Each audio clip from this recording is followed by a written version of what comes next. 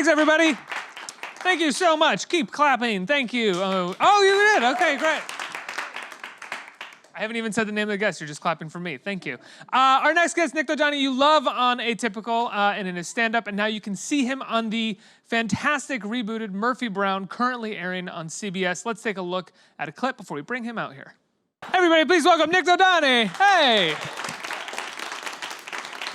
Welcome to the show. Thanks for having me. Congratulations on Murphy Brown. Thank you. It's back. It's back and it's better than ever. What's it like being one of the added characters? One of the new guys. I'm the new guy. I'm the millennial reporting for duty. It's fun. It's a lot of fun. I watched the show as a kid with my mom. I had no idea what was happening. Yeah. I was like this big. But my mom is a huge fan, so when I got the audition, it was really nerve-wracking and overwhelming. And before I met all of them, I was so nervous to meet them because they're such an iconic cast. Everybody on this picture. But it's seriously been such a fun adventure working with them.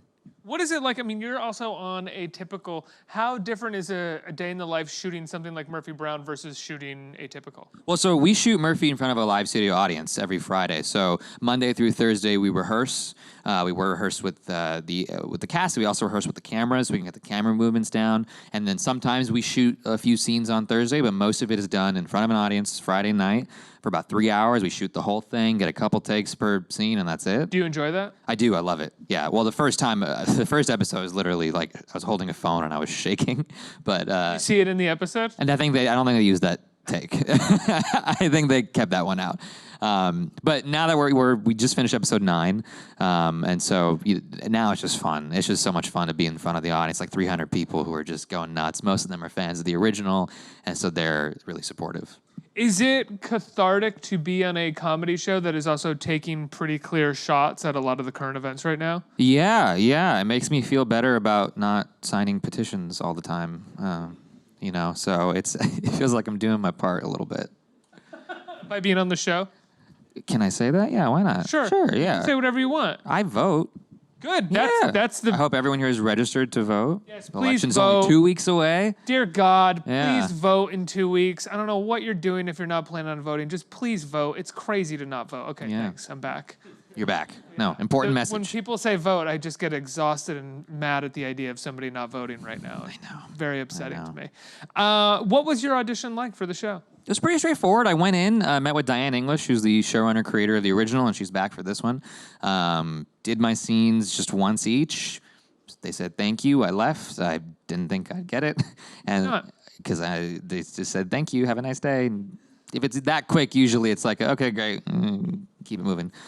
But then a week later, I went back and I had like a work session with Diane and the casting directors, and we spent like a half hour kind of working on the scenes, and they sent that off to CBS and Warner Brothers. And what does working on the scenes mean? What are you guys doing? Well, so Diane gives notes and directions, and basically to see how well you take notes and direction. A lot of see if we can take notes, see if we can take direction, but also to help get my performance to match her vision, and also to get it to a place where the executives in suits will like it. So she knows what they're looking for, and so she's going to try and get the scene to be what they want, so that when they send the video and they have to approve it or deny it, they'll actually like what they're seeing.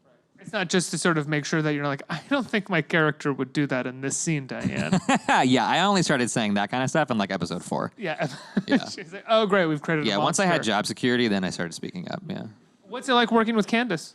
Oh, Candace is incredible. She is so funny, and she's such a badass. She's a very no bullshit person, which is so refreshing and so fun to work with. And she'll tell you exactly what she thinks, and it's so fun. And I'm learning so much working with her, honestly. Did you go back and watch any of the old Murphy Browns before you started? Warner Brothers sent over like a secret link to watch all 10 seasons.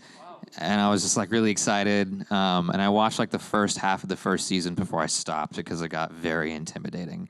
Because just the idea of watching them and then working with them the next day was just like too much. They were so good. Sounds like you only had one day for 10 seasons. Pretty much, yeah. Right. Pretty much. You can't really get, they didn't get too tired for work the next day. They didn't send the link until like late. So I'm waiting to watch the rest of it. What's it like being having worked on Atypical for a little while now? Atypical is amazing. We just released season 2 last month, and that is so different because that is a single cam comedy, which means that we shoot every day, all day. Well, I don't. Kier does mostly. And there's no audience, of course, and you do it 10, 20, 30 times, however long it takes to get the shot. And so it's a very different kind of experience. And also, it's a dramedy. It's a little more serious than Murphy Brown is. Right, you play the jokes in a bit of a subtler way than you would on something Exactly, in front of a live yeah. studio audience. Yeah, exactly. When you're on a sitcom, it's it's a little bigger, it's a little more broad. You got to hold for the laughter. You're playing off the audience energy. Whereas on a single cam like Atypical, it's a lot more grounded and a little more subtle and a little quieter. Is it tough going between the two of those? Like, do you find yourself sort of having to remind yourself to adjust? Yeah, I mean, I think for the first couple episodes of Murphy Brown, the biggest note was like, louder, be bigger, like you're on a stage. And that kind of took some getting used to because, it's just so different. And kind of my default is kind of just like sit back and be quieter. But, when you're on a sitcom with bright lights and... When you go back to Atypical for the 3rd season, are you going to be like, you can't go to school like that? I hope not. I hope I'm able to get back into the groove. Turn down the Murphy Brown for us, will you? You're on Atypical now. Yeah, hopefully there'll be a few months in between so I can get back to that. How did you start acting? I started when I was like 12, 11. My older sister was taking acting classes, and I was at that age where I wanted to do everything she was doing. And so I was just like, can I do that too? And I did it, and it was the only thing I actually really liked. I tried like basketball and soccer and karate and robotics and like all the stuff, and I hated everything. Is she working professionally now as an actor? She is a child psychologist, so yeah, Oh, wow, okay. Is she jealous at all that you really took up acting and went with it? I probably shouldn't answer that question honestly, so no. Oh, okay. Yeah. Fair. She's just Fair. happy for me. Yeah. Great, Murphy Brown. That's great. Congratulations. No, she's amazing. She's super supportive. My whole family is great. That's just a jab that I hope she never sees. What was it like when you told them that you wanted to become an actor? My mom has been wanting to be an actor since she was a kid, so she was like thrilled. She wanted to be in Bollywood. She wanted to be a Bollywood star since she was very young. She actually moved to Mumbai about 3 years ago to pursue acting. Really? Yeah, she turned 60 this year and is having a bit of a renaissance. Does she live there now? Yeah, she lives there pretty much full time. And is she like auditioning? Is Yeah, she she's getting work? auditioning. She like lived with a roommate for years who was like 30 years old. Oh my God, that is so cool. Yeah, she Can we started get her smoking here? pot. Like it was a whole thing. She started smoking pot. Yeah, I probably shouldn't have said that. No, that's great. So she moved to Mumbai to become an actress, Yeah. and she's auditioning. Has she gotten a job yet? Yeah, she's gotten like a few roles in like small TV roles and small movie roles. She's doing a play right now. She's in rehearsal. She had her first press thing today, actually. And yeah, it's cool. It's really cool to witness and also a little strange because she asks me to smoke her out sometimes, and that's just not cute. You don't do it with her? I mean, I relent eventually, but it's not something I want to do. Do Why is that? you want to smoke out your mom? Absolutely not. Yeah, I mean, so- I don't smoke pot in general. Oh. Because it freaks me out. That's not to say I'm anti-drug or anything. I have my own fun. But I'm walking off now. Yeah, sorry, but I could never smoke pot with my mother because I would get freaked out. Yeah. I think she would get more freaked out than me, but I would get freaked out. Yeah, that's fair. So when was the last time you smoked pot with her? We should go on to the next question. I like this topic though. Has she seen any episodes of Murphy Brown, your mom? Oh yeah, she's watching every week. She's a huge fan of the original, so she's always asking like, "What's Candace like?" What, is it a responsibility to sort of play the resident millennial and kind of represent all of us? Yeah, I'm sorry that I'm the one that was picked to do that. It's think me about and that? Jake. Me and Jake and there's an actor named Adan Rocha, who's the newest addition to the cast, and we're kind of like we're the youth caucus on set, and yeah, so Character's kind of nerdy, right? yeah, he's like nerdy cool. He's nerd, but he's also like this very fashion forward kind of dude. And there's some stuff that is coming out later in the season that makes him a little cooler than nerd, but. Yeah, I mean, he's basically just like a fictional version of myself. Oh, are you a nerd? Are you kind of nerdy? Yeah. I didn't wear my glasses today because I feel like it's enough. But yeah. That's enough. Yeah. You guys get the gist on me. That's Yeah, enough of that. yeah. What makes you nerdy? Well, that's a good question. That's a really good question. I mean, I think, and there's, I'm very just. I obsess over different fandoms and shows, and I guess it's more geek than nerd. I don't. I mean, I have my things that I obsess over too. I think Yeah. it's sad if you're a person who doesn't have things you obsess over. Yeah, no, like I'm a huge Harry Potter nerd. Like this is a Harry Potter tattoo. Wow. Can we zoom in on that and see his Harry Potter tattoo here? What made you get a Harry Potter tattoo? Harry Potter was like it's the thing. It was like my education for the world when I was a kid. It taught me about everything, and it kind of got me through all the dark stuff as a kid. And you know, I wanted to get something that reminded me of my past, but also had a positive message. So you have like Harry Potter figurines, posters, the books signed stuff? I used to. I don't know where they are anymore, but yeah, I used to do all that stuff. I thought I was a wizard until I was like 15 or something. I still really hope I am. When did you realize you weren't a wizard? You know, Like what happened? The magic never came. It just never happened. So, you know, I'm really hoping that the age in the real world is not 11 and it's like 30.